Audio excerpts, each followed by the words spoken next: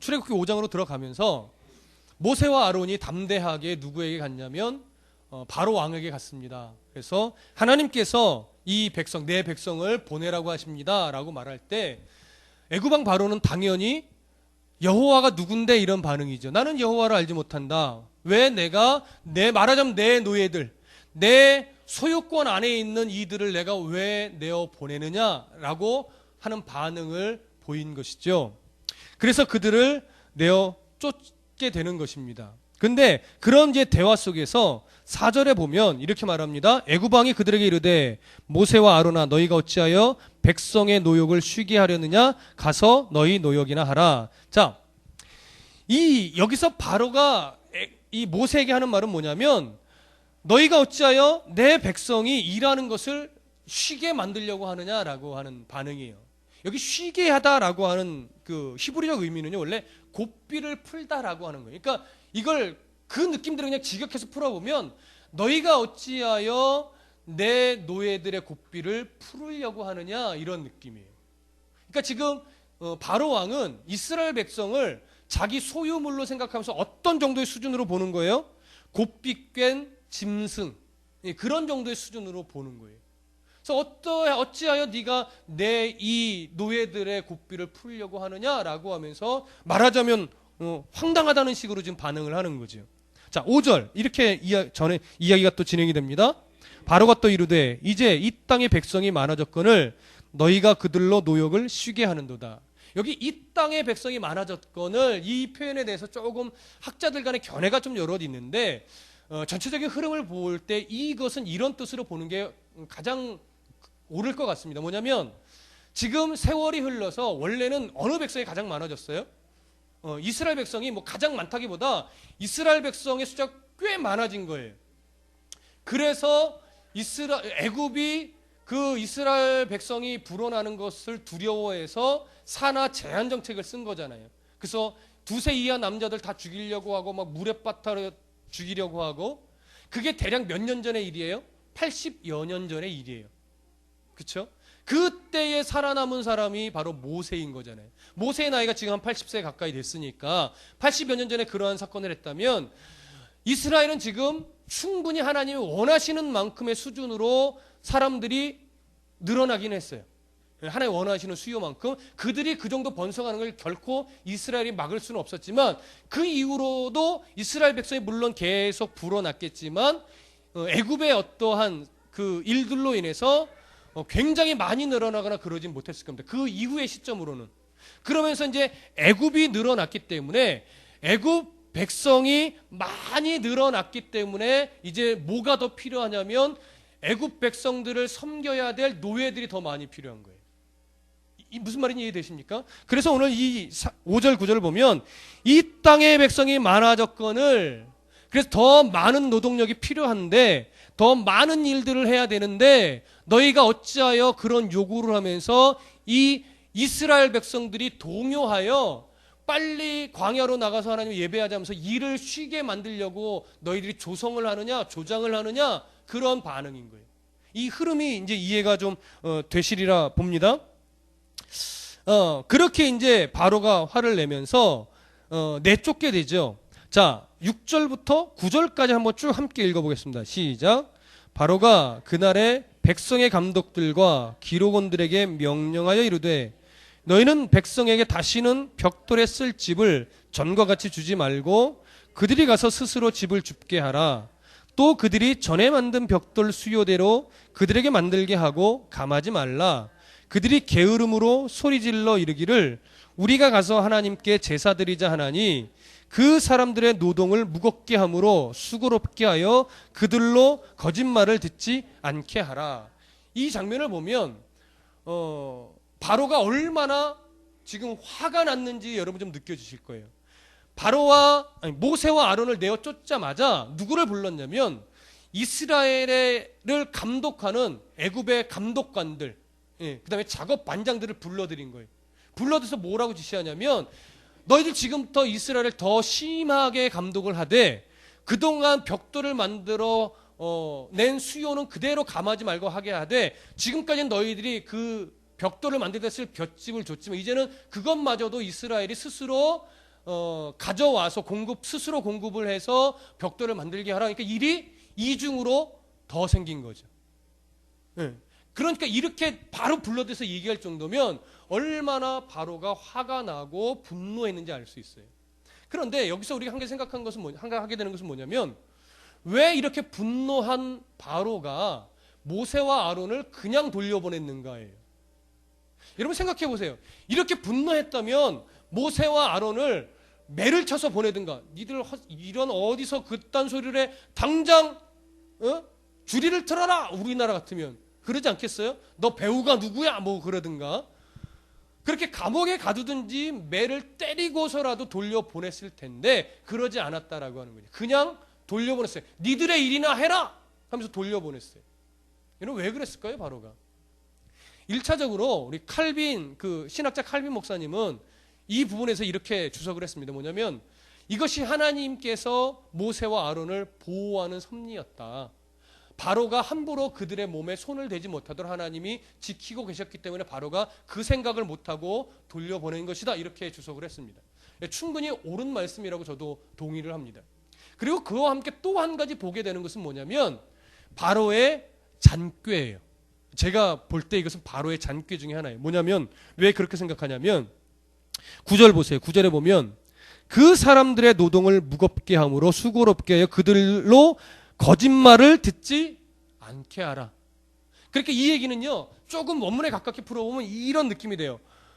더 그 노역을 심하게 학대를 함으로 인해서 그들의 대표국으로 온 모세와 아론을 거짓말쟁이로 만들어라. 이런 느낌이에요. 무슨 말인지 이해되세요? 사람이라는 것은요, 죽으면 어떤 대표가 되는 사람이 죽으면 오히려 그것 때문에 더 똘똘 뭉치잖아요. 무슨 말인지 이해되세요? 그래서 어떤 막 데모를 하고 할 때 진짜 막 정신 나간 사람들은 내가 대표로서 내 몸을 불살라 이 일들을 이루고야 말겠노라 하면서 몸에 불을 지르기도 하잖아요. 그러면 한 사람이 죽음으로 인해서 그 무리들이 눈이 다 뒤집어지죠. 그래서 막 똘똘 뭉쳐서 막 죽기 살기로 막 투쟁하잖아요. 그런 것처럼 지금 죽일 수 있고 매를 댈 수 있는데 이 바로 왕의 잔머리는 뭐냐면 그거보다 모세와 아론을 거짓말쟁이로 만들어 버리면 그들의 결속력도 와해되고 이들도 힘을 못 쓰고 그러면서 이들이 잔머리를 굴려서 일을 안 하겠다라고 하는 이런 핑계를 대지 못할 것이다. 이런 나름대로의 잔머리를 굴린 것 같습니다. 그렇게 해서 정말로 이 바로의 신하들이 그 명령을 받자마자 돌아가서 애굽 백성들을 더 학대를 하기 시작해요. 그것이 이제 10절부터 14절까지의 내용이에요. 우리 함께 한 목소리를 읽어보겠습니다. 시작. 백성의 감독들과 기록원들이 나가서 백성에게 말하여 이르되 바로가 이렇게 말하기를 내가 너희에게 짚을 주지 아니하리니 너희는 짚을 찾을 곳으로 가서 주우라. 그러나 너희 일은 조금도 감하지 아니하리라 하셨느니라.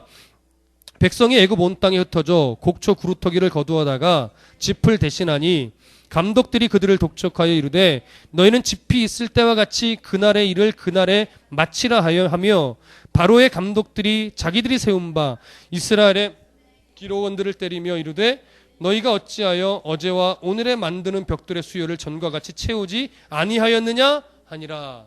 자, 실제적으로 원래 만들어내던 수요를 만들어낼 수가 없습니다. 왜냐하면 그 일 자체도 이스라엘 백성들이 해야 되는 그냥 한계치예요.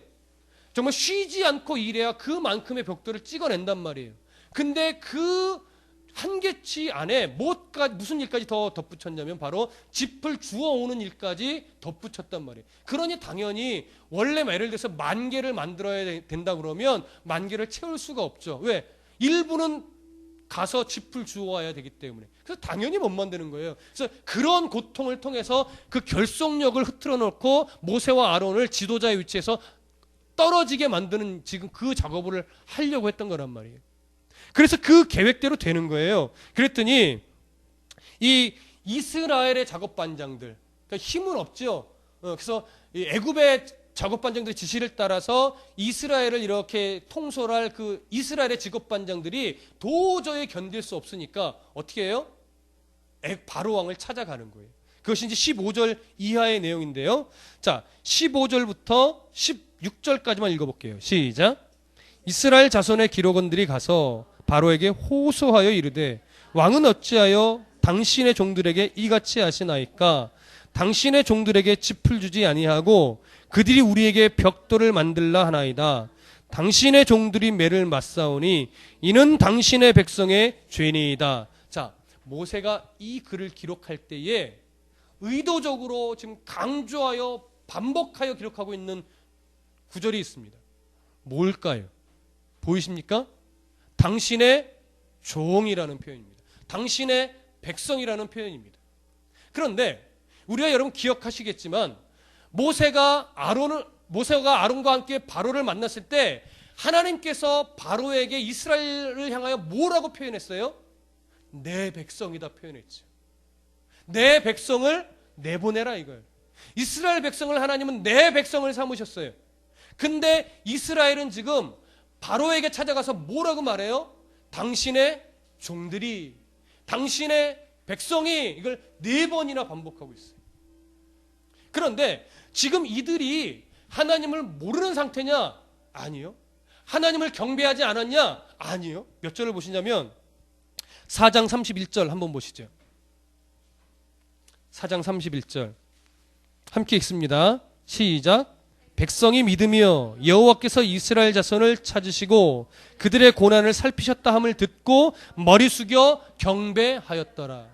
하나님의 계획을 들었어요. 하나님이 너희들을 포기하지 않았다. 너희들을 사랑한다. 너희들을 애굽에서 탈출하여 광야로 자유인이 되게 하실 거라는 얘기를 들었단 말이에요. 그래서 기뻐하며 감사하며 머리 숙여 하나님을 경배하고 찬양했단 말이에요. 그게 얼마 되지 않은 거예요. 몇 년 아니요. 며칠밖에 되지 않았어요.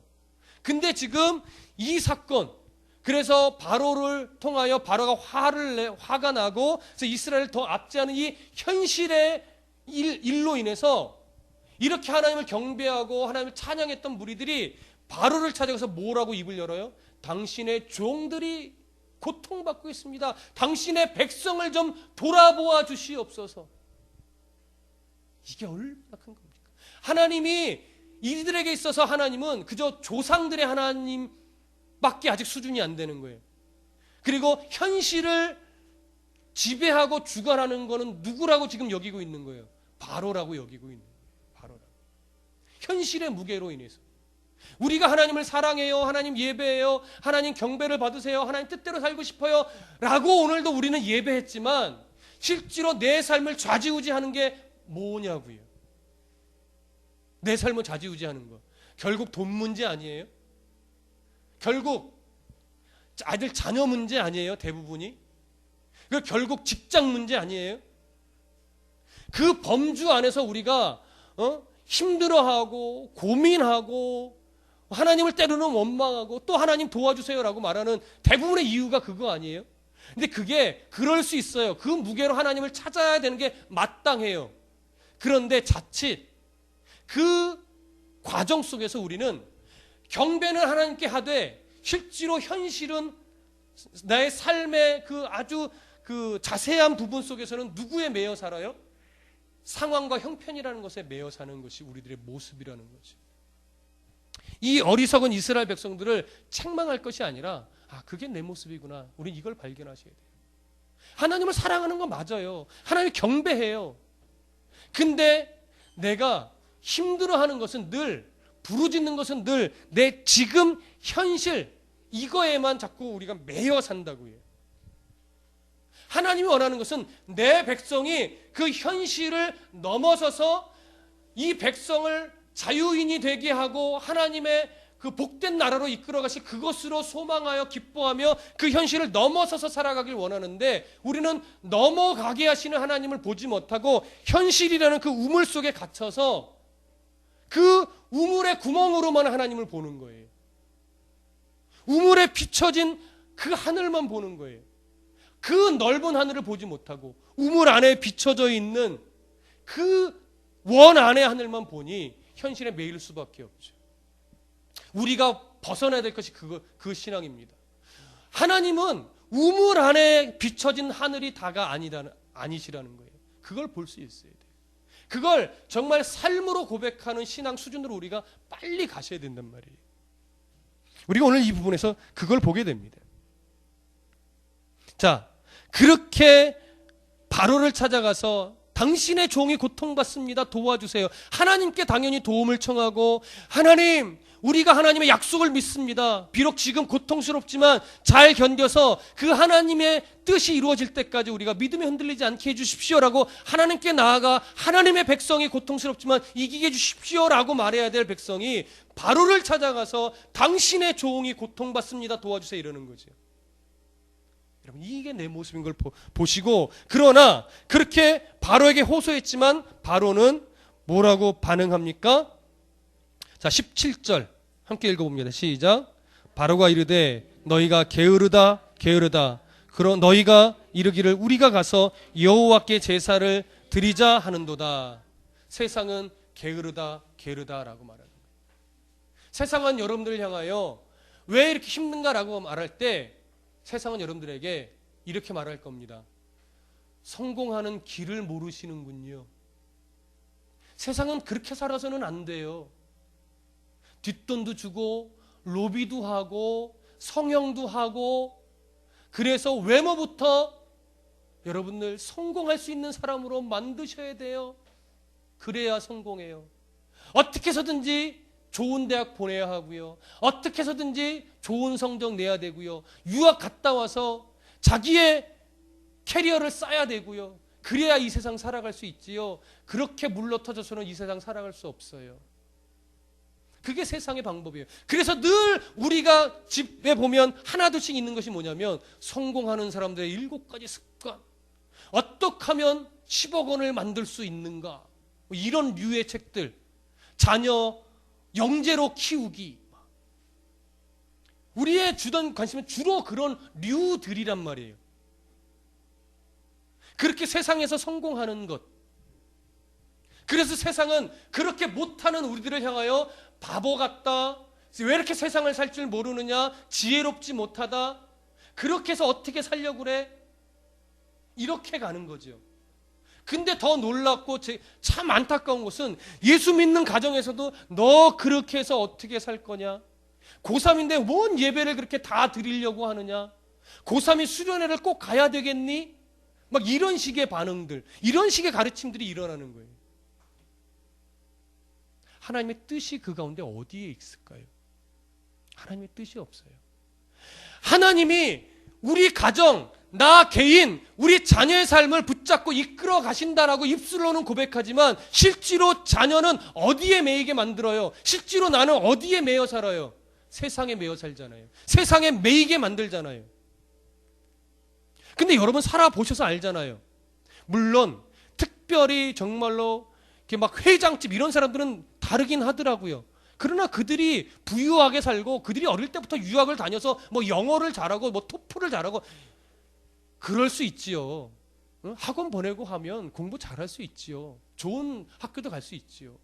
그러나 그 가운데 하나님의 뜻을 이루는 삶이 있어요? 없단 말이에요.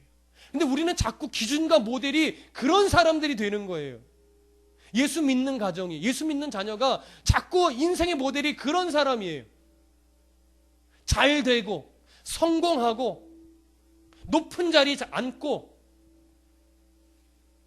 그래서 그렇지 못한 성도는 기도가 부족한 성도, 또 그렇게 못 사는 성도는 게으른 성도, 어리석은 성도, 이렇게 자꾸 비교를 하게 되죠. 하나님은 그렇게 말씀하시지 않고 있다는 걸 꼭 기억하십시오. 입술로만 아멘 하지 마시고, 저에게도 지금 해당되는 얘기지만 입술로만 그렇게 하나님께 자녀 이렇게 키울게요 라고 하지 말고 정말로 자녀들이 하나님을 볼 수 있도록 우리가 양육하셔야 돼요. 하나님을 볼 수 있도록 내가 그렇게 살아가셔야 된단 말이에요. 근데 지금 이 당시 이스라엘 백성들은 그러지 않았어요. 입술로는 하나님 감사해요, 하나님 그런 계획이 있으셨군요, 하지만 삶의 무게가 조금만 더 가중되니까 바로를 향하여 내 백성 이렇게 부르짖는 것이 이들의 한계요 수준이었다고요. 우리가 지금 그 수준에 아직 걸쳐 있어요. 여러분 솔직하게 여러분이나 저는 아직 그 수준이라고요. 거기를 조금 더 딛고 서야 되는데 아직 우리는 턱걸이 하고 있어요. 하나님은 사랑하고 어떻게 하면 하나님 사랑 안에서 살아갈까, 어떻게 하면 하나님 뜻대로 살아갈까 고민하지만 아직 현실이라는 것에 매여서 헤어나지는 못하는, 아직 우리는 딱 그 수준인 거예요. 그래서 계속하여 하나님이 성경 강해를 통해서 주시는 말씀이 뭐예요? 그걸 넘어서라는 거죠. 그 뒤에 하나님의 넓은 뜻이 있다라고 하는 거죠. 깊고 넓은, 높은, 우리가 아직 측량할 수 없는 그 뜻과 계획이 있으니 그것까지 바라볼 수 있는 수준으로 가야 된다는 것이 하나님의 요구잖아요. 거기에 예배를 많이 드림, 헌금을 많이 함, 이런 것과는 아무 상관없는 거죠. 자, 바로가 그렇게 반응을 보입니다. 그리고서 결국 이들도 쫓겨납니다. 근데 쫓겨나면서 그들이 하나 알게 됐던 사실이 있었어요. 이 일들이 모세와 아론 때문에 이렇게 된 일이구나. 그래서 나가는 길에 누구를 발견해요? 길가에 서 있는 모세와 아론을 발견합니다. 자, 어디를 보시냐면 20절, 21절 함께 읽습니다. 시작. 그들이 바로를 떠나 나올 때에 모세와 아론이 길에 서 있는 것을 보고 그들에게 이르되 너희가 우리를 바로의 눈과 그의 신하의 눈에 미운 것이 되게 하고 그들의 손에 칼을 주어 우리를 죽이게 하는도다. 여호와는 너희를 살피시고 판단하시기를 원하노라. 모세와 아론을 원망합니다. 그러면서 하나님이 모세와 아론을 보내요. 이 백성들 그렇게 이끌어 가시는데 하나님의 뜻을 바라보지 못하니까 뭐라고 말하냐면 하나님이 너희를 판단하시기 원합니다 하면서 말하지만 하나님의 이름으로 저주를 하고 있는 거예요. 하나님이 그들을 보내서 지금 이 상황으로 이끌어 가는데 그러니까 하나님의 뜻을 보지 못하고 있는 거죠. 이게 바로 어리석음인 것입니다. 자, 22절 23절 제가 읽어드리겠습니다. 모세가 여호와께 돌아와서 아뢰되 주여 어찌하여 이 백성이 학대를 당하게 하셨나이까? 어찌하여 나를 보내셨나이까? 내가 바로에게 들어가서 주의 이름으로 말한 후로부터 그가 이 백성을 더 학대하며 주께서도 주의 백성을 구원하지 아니하시나이다. 모세가 그렇게 원망하는 백성들의 소리를 듣고 하나님께 나아갑니다. 이 모습이 귀한 거예요. 하나님께 나아가잖아요. 우리도 그래야 돼요. 하나님께 나아가서 부르짖는데 마치 원망처럼 들려요. 원망처럼. 그래서 종종 학자들은 이것이 모세의 불신앙이 아니냐 이렇게 표현하기도 하는데 일명 그런 모습이 없지 않아 있기는 합니다. 아직 그의 수준이. 그러나 내용을 잘 보시면 불신이라기보다 다른 면이 좀 있어요. 여기 보시면 뭐라고 되어 있냐면 어찌하여 이 백성이 학대를 당하게 하셨나이까? 이스라엘 백성이 고통받고 있는 것을, 더 심한 고통을 받게 된 것을 안타까워하는 거예요. 그러니까 40여 년이 지난 지금도 백성을 안타까워하는 그 마음은 변하지 않았다라고 하는 것이죠. 아마 하나님이 일면 모세의 이런 중심을 귀하게 보실 수도 있으셨겠다라는 생각이 듭니다. 그래서 그 모세가 그런 안타까움을 토로할 때 하나님이 그에게 나타나 하나님의 답을 또 들려주십니다. 6장 1절 함께 읽습니다. 시작. 여호와께서 모세에게 이르시되 이제 내가 바로에게 하는 일을 네가 보리라. 강한 손으로 말미암아 바로가 그들을 보내리라. 강한 손으로 말미암아 바로가 그들을 그의 땅에서 쫓아내리라. 자, 어떤 말이 반복되어 강조되고 있습니까? 그렇죠. 강한 손이라는 얘기예요. 왜 특별히 강한 손이라고 표현했을까요? 제가 이렇게 좀 막 표현해 볼게요. 바로 나부랭이라는 비교할 수 없는 차원이 다른 하나님이라는 거예요. 너희들은 그 세력이 무서워서 벌벌 떨고 그에게 나아가서 당신의 종이라고 엎드려 빌고 있지만 바로는 너희들이 빌 대상이 아니라는 거예요. 정말 강한 손은 누구냐라고 하는 거죠. 하나님이시라는 거예요. 그 강한 손, 그러니까 너희들의 힘으로는 이 애굽에서 종의 모습을 벗어날 수가 없다라고 하는 거예요. 오직 하나님의 강한 손이 역사하실 때만이 너희들이 이 노예의 삶을 벗어나서 자유인으로 살아갈 수 있다라고 하는 거예요. 하나님만이 강한 손이세요. 여러분, 수백억 대 부자여도요, 하나님과 비교할 때 그는 수백억 대 부자 나부랭이일 뿐이에요. 이해되십니까? 하버드 하나님이 없으면 하버드 나부랭이일 뿐이에요. 여러분들이 아무리 부자가 되고 여러분들 자녀가 아무리 출세해도 그 안에 하나님이 없으면 그저 그 나부랭이일 수밖에 없어요. 강한 손으로 우리와 함께 하시는 하나님 앞에 붙잡혀야 강한 사람인 거예요. 그 은혜로 인하여 이스라엘 백성이 그걸 놓치고 있지만 하나님은 끝끝내 강한 손을 펼치사 이스라엘을 어떻게 해요? 끌어내시고 자유인을 만드실 겁니다. 우리가 아무리 하나님을 믿는다면서 내 마음대로 산다 할지라도 하나님은 강한 손으로 우리를 끝끝내 들어서 하나님이 원하시는 자리로 옮겨 놓으실 거예요. 억지로 옮겨 놓으시기 전에 말씀에 순종하여 그 자리로 궤도 수정을 하고 바른 길로 가는 성도가 되셔야 됩니다. 죄가 뭐예요? 죄는 꼭 큰 나쁜 짓을 저질러야 죄가 아닙니다. 헬라어로 함말티아라고 하는 이 죄라는 말은요, 관역에서 벗어났단 말이에요. 처음부터 내 욕심대로 잘못된 관역을 향하여 쏘니까 그 출발점은 별거 아니죠. 별거 아니죠. 그러나 쏘아서 나중에 나오는 결과는요, 하나님이 원하시는 관역과는 엄청난 차이가 있는 거예요. 그게 죄예요. 나의 생각, 작은 하나님을 염두에 두지 않은 작은 생각 하나부터가 죄의 출발점이라고요. 별거 아닐 수 있어요, 시작은. 그러나 그것으로 인해 나타나는 결과는 하나님이 진노하시게 되는 결과를 낳을 수 있어요. 그렇기 때문에 그때 하나님의 이 말씀을 듣고 내가 잘못된 관역을 향하여 쏘지 않고 다시 관역을 수정하여 하나님이 원하시는 관역으로 내 삶을 바꾸어내는 자, 그가 하나님의 기쁨이 되는 자입니다. 이스라엘 백성들이 그렇게 궤도 수정을 당하게 될 것이고 우리도 그렇게 궤도 수정이 될 겁니다. 그 강한 손을 인정하십시오. 눈과 머리와 귀로만 인정하지 마시고 이제 삶이라는 그 현장 속에서 강하신 손으로 내 삶을 붙잡고 계시는 하나님을 인정하고 그 하나님 앞에서 그 손에 붙들려 살아가는 부모, 그 손에 붙들려 살아가는 자녀, 그 손에 붙들려 살아가는 가정, 교회가 될 수 있도록 여러분 기도하며 엎드리시기를 간절히 부탁드립니다. 기도하겠습니다.